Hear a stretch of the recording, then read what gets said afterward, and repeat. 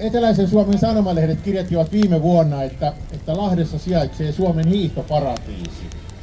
Tämä on uskomaton paikka, uskomattomat ladut, kauniit maisemat ja fantastiset olosuhteet. Ja tässä katsoo ympärilleen, niin voi vaan sanoa, että kaikki pitää paikkansa. Me olemme maailman hienoimman hiihtostadionin takaosassa tässä Suurmäen takana julistamassa laturauhaa näin myös tälle talvelle. Ja täytyy sanoa, että nyt todella tuntuu talvelta, katsoin mittarista, että -9 näyttää ja uutta lunta tulee ja oikein hyvä niin. Meidän ohjelmana tänään on, että ensin luovutan puheenvuoron eteläisen kumppanuuspöydän Suvi Lehtiselle ja hänen jälkeen tervehdyksen sanoo Sari Kuirinlahti, hän on Salpausselän seurakunnan kirkkoherra. Ja sitten pääsemme tähän varsinaiseen julistukseen. Lahden kaupungin uusi liikuntatoimen johtaja Aleksi Nyström toimii tänä vuonna julistuksen esittäjänä.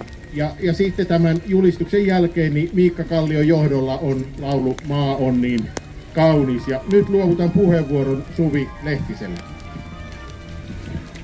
Kiitos. Tervehdys kaikille eteläisen kumppanuuspöydän puolesta. Me ollaan 3. vuotta toimiva Lahden kaupungin lähidemokratiamalli, eli aktiivisista asukkaista koostuva joukko, joka kertoo toiveita sekä kommentoi suunnitelmia viralliselle kaupunkiorganisaatiolle. 4 alueelliselle pöydälle budjetoidun toimintarahan avulla tuemme kukin pöytä oman alueemme tapahtumia ja tempauksia vireyden ja viihtyisyyden ja hyvinvoinnin edistämiseksi. Ja tällaisesta tempauksesta on tässä ja nyt meneillään mitä erinomaisin esimerkki tämän laturauhan julistuksen merkeissä. Hiihtoladultahan löytyy lähes jokaiselle jotain, kokoon, ikään tai taitotasoon katsomatta. Siitä voi nauttia yksin tai yhdessä, milloin vain. Otetaan siis sukset kainaloon ja lähdetään ulos kiitollisina runsaasta luonnon lumesta ja turvallisista laduista. Toivomme kumppanuuspöydässä, että laturauha laskeutuu ja tavoittaa joka uran ja mutkan, Renkomäestä Mukkulaan ja Jalkarannasta Uutiinkylään. Iloista joulun aikaa kaikille. Ja sitten annan mikrofonin Sari Kuirinlahdelle. Kiitos. Hyvät ystävät, vuosi 2023 lähestyy loppuaan.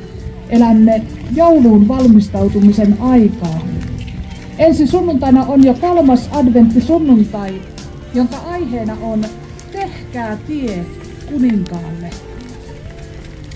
Tämä kehotus on tarkoitettu meille kaikille. Nyt tarvitaan tientekijöitä.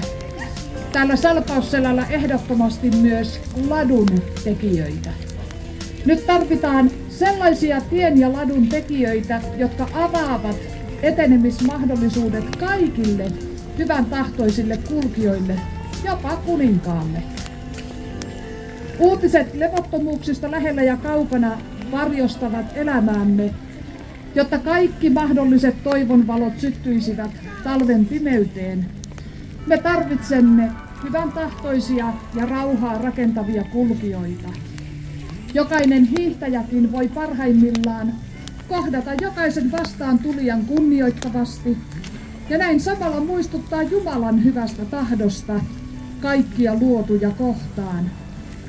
Minulla on omat suunnitelmani teitä varten, sanoo Herra. Minun ajatukseni ovat rauhan, eivätkä tuhon ajatuksia. Minä annan teille tulevaisuuden ja toivon. Seuraavaksi kutsun kohteliaimmin arvoisan Lahden kaupungin liikuntajohtajan Aleksi Nyströmin julistamaan meille laturauhan 2023. No niin, arvon hiihtokansa. Tästä päivästä alkaen julistetaan yleinen laturauha kehottamalla kaikkia suomalaisia hiihtämään aina asian kuuluvalla hartaudella sekä laduilla muutonkin hiljaisesti ja rauhallisesti käyttäytymään. Tämä laturauha on voimassa koko hiihtokauden. Se, joka tämän laturauhan rikkoo häiritsemällä muita hiihtäjiä tai tärvelemällä upeaa luojamme luontoa, ei nauti latujen käyttäjien arvonantoa ja luottamusta. Lopuksi toivotamme kaikille suomalaisille lakuriamullisia hetkiä rakkaan kansallislajimme hiihdon parissa.